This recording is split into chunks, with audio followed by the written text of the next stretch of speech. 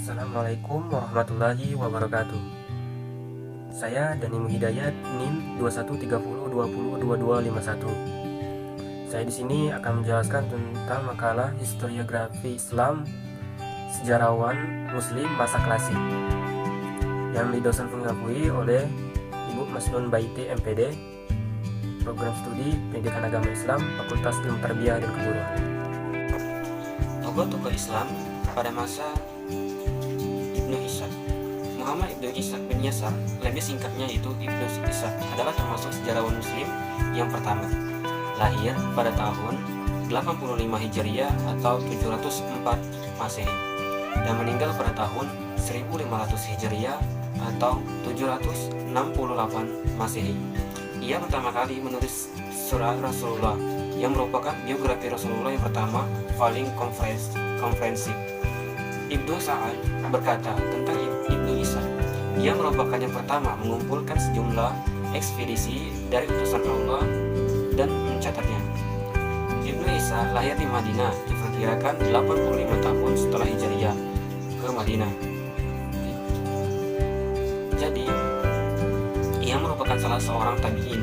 Ia berada di Madinah sampai Bani Abbasiyah menggantikan Bani Umayyah dalam kekhalifahan pada masa 750. Setelah itu dilaporkan ia berada di berbagai tempat antara Irak dan Iran.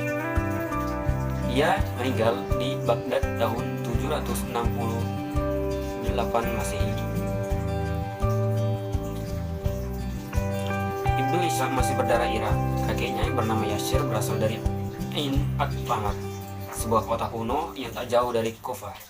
Yasir saat masih kanak-kanak menjadi ketawanan perang Khalid bin Walid saat berperang dengan Raja Persia, Kisra. Kemudian kakeknya tersebut tinggal di Madinah. Masa remaja Ibnu Ishaq dihabiskan di Madinah. Kemudian pada 115 Hijriah ia berkelana ke Alexandria, yaitu Mesir. Di sini ia meriwayatkan hadis-hadis yang berasal dari Ubadillah bin Mughirah, Yazid bin Hubayb, Samamah bin Syafi'i, dan lainnya.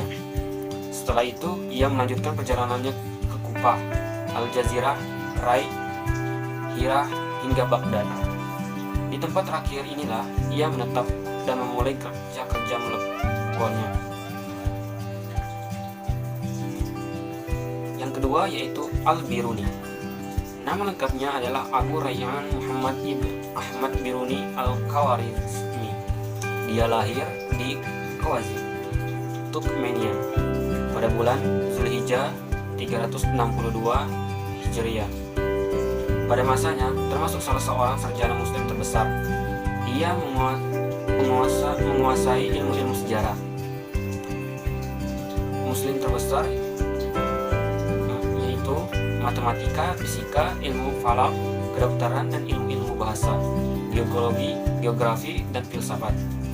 Dia adalah seorang yang terkenal, banyak mengarang dan menerjemahkan karya-karya tentang kebudayaan India ke dalam bahasa Arab, dengan menambahkan keterangan latar belakang dan unsur-unsur baru padanya. Al-Biruni adalah julukan yang diberikan kepadanya. Dalam bahasa Khwarizmi, kata Biruni berarti orang yang asing. Ada dua pendapat tentang alasan mengapa ia dijuluki sebagai orang asing. Pendapat pertama yang menyatakan bahwa ia dijuluki demikian karena dia, meski berasal dari Khwarizmi, dia bermukim di sana hanya sebentar karena ia sering menggembara. Karena dia sering meninggalkan kota kelahirannya itu, maka ketika ia kembali ke sana, dia dijuluki sebagai orang Al-Biruni atau disebut dengan orang asing. Pendapat kedua menyebutkan bahwa sebab dia dijuluki demikian karena dia pertama-tama tinggal di sana, satu daerah di Khwarizmi yang banyak dihuni oleh orang asing atau pendatang. Pendapat kedua ini dipandang oleh Abu Al-Futuh sebagai pendapat yang paling kuat.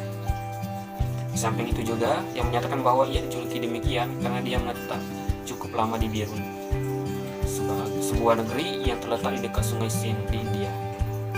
Setelah pindah ke Jurjan dan beberapa lama tinggal di sana, kecerdasan dan pengawasan Al-Biruni terhadap berbagai disiplin ilmu sudah menonjol. Oleh karena itu, para penguasa Jurjen banyak memperhatikan dan menghormatinya. Penguasa Jurjen ketika itu adalah seorang yang menyukai ilmu pengetahuan. Oleh karena itu, penguasa itu meminta Al-Biruni untuk menulis. Namun ia kemudian pindah dari Jurjen ke Gurkhan, sebelah utara Khwarizmi. Ia banyak melakukan perjalanan ke daerah utara Persia.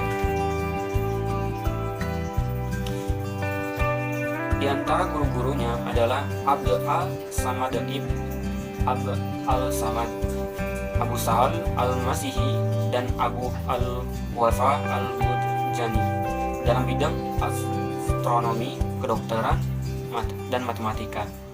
Dia juga berguru kepada Abu Mansur ibn Ali ibn Iraq dalam bidang ilmu ukur atau handaza. Dalam bidang filsafat disebut bahwa dia menjalin hubungan intelektual dengan Ibnu Sina, seorang filosof besar dalam Islam. Dengan surat menyurat, meskipun pemikir filsafat keduanya berbeda, Al-Biruni berbeda dan Ibnu Sina tidak begitu terikat dengan paripatetik dan bahkan juga dengan pemikiran filsafat Yunani secara keseluruhan. Dia adalah seorang yang kritis dan berpikir lebih bebas, meskipun dia banyak melakukan kritik terhadap pemikiran filsafat Aristoteles. Pengaruh Ibnu Sina, Al-Kindi, dan Al-Mas'udi banyak mempengaruhi pemikiran filsafatnya. Hanya saja sangat disayangkan karya-karya filsafatnya. Dan yang ketiga yaitu At-Tabari. Nama lengkap At-Tabari adalah Muhammad bin Jabir bin Khalid bin Katsir Abu Ja'far At-Tabari. Lahir di Amil, Tabaristan yang terletak di pantai selatan laut Tabaristan pada tahun 225 Hijriah tahun 839 Masehi dan meninggal di Baghdad pada tahun 310 Hijriah atau 923 Masehi. Beliau seorang ulama yang sulit dicari bandingannya. Banyak meriwayatkan hadis, luas pengetahuannya dalam bidang penukilan, penajihan, riwayat-riwayat, sejarah tokoh-tokoh masa lalu. Guru-guru beliau ialah Muhammad bin Abdul Malik bin Abi Asy-Syawarib, Ismail bin Musa As-Sanadi, Muhammad bin Abi Masyar, Muhammad bin Hamid Ar-Razi, Abu Quraib, Muhammad Ibnul Ala, Muhammad bin Al-Mutsana, dan selain mereka juga ia menambahkan murid-murid, yaitu Abu Shuaib bin Abdillah bin Al-Hasan bin Al-Harani, Abul Qasim At-Tabarani, Ahmad bin Kamil Al-Qadi, Abu Bakar Asy-Syafi'i, Muqallad bin Ja'far Al-Bakrani, Abu Muhammad ibnu Zaid Al-Qudni, Ahmad bin Al-Qasim Al-Qasha, Abu Amir Muhammad bin Ahmad bin Hamdan. Dan ia juga memiliki karya-karya, yaitu Jami' al-Bayan fil Tafsir Al-Quran, Tarikh al-Umam wal Almu, Ikhtilaf Ulama al-Amsyar fil Ahkam Syarani al-Islam, Latif al-Qawl fil Ahkam Syarif al-Islam, Basyid al-Qulu fi Ahkam al-Islam, Adab al-Qudar, Tarikh al-Rijal, dan Tahqiq al-Ansar. Kitabnya tentang tafsir Jami' al-Bayan fi Tafsir Al-Quran merupakan tafsir yang paling besar dan utama serta menjadi rujukan penting bagi para mufassir fil Mahsyur.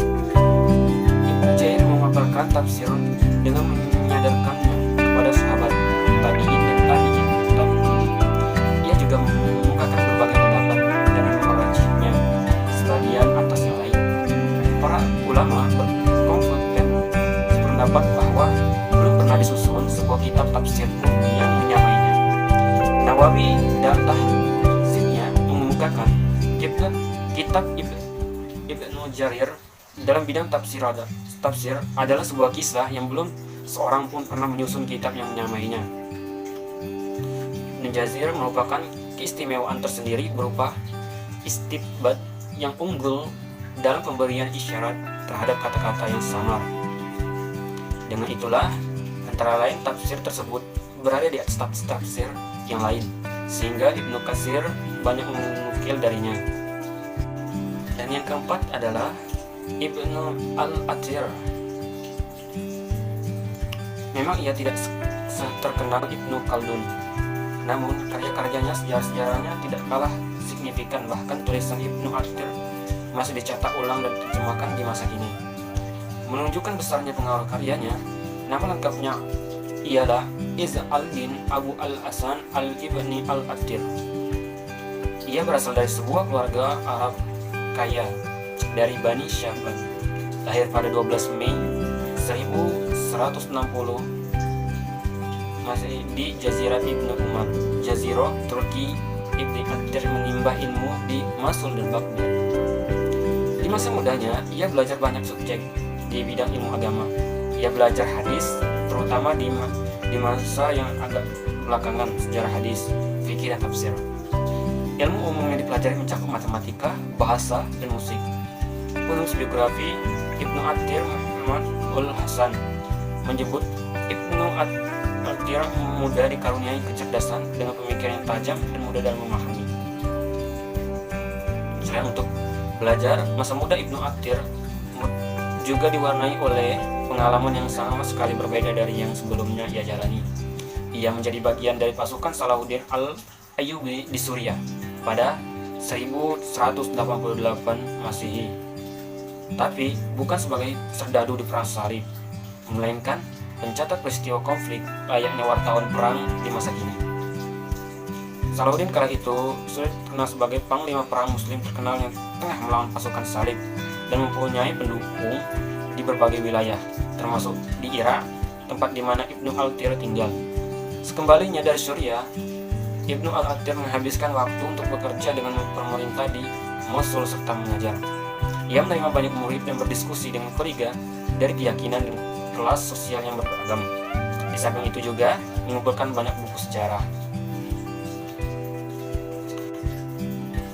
Sejarah peradaban yang bangsa besar non-Arab juga menjadi perhatian Ibnu Athir, termasuk Persia, Yunani, dan Romawi. Semua hal ini mencakup pada yang amat panjang dan tema yang sangat luas, sesuatu yang menyebut buku Ibnu Athir ini sering disebut sebagai contoh dari sebuah kajian sejarah universal. Ibnu Athir memusatkan perhatian pada peristiwa-peristiwa besar dalam sejarah. Berbagai peristiwa sejarah ini, ia percaya para pembaca akan mendapat banyak manfaat, baik di dunia maupun di akhirat. Menurut Azmul Falihim Kamruzun dan kawan-kawan yang mengulas filsafat sejarah Ibnu Athir percaya bahwa sejarah memberi manfaat duniawi berupa pengetahuan tentang dunia dan tentang faktor yang mempengaruhi pemikiran manusia. Demikianlah pemaparan dari saya tentang tokoh-tokoh sejarah pada masa klasik. Untuk mengakhiri itu, saya ucapkan wabillahi taufiq wal hidayah. Wassalamualaikum warahmatullahi wabarakatuh.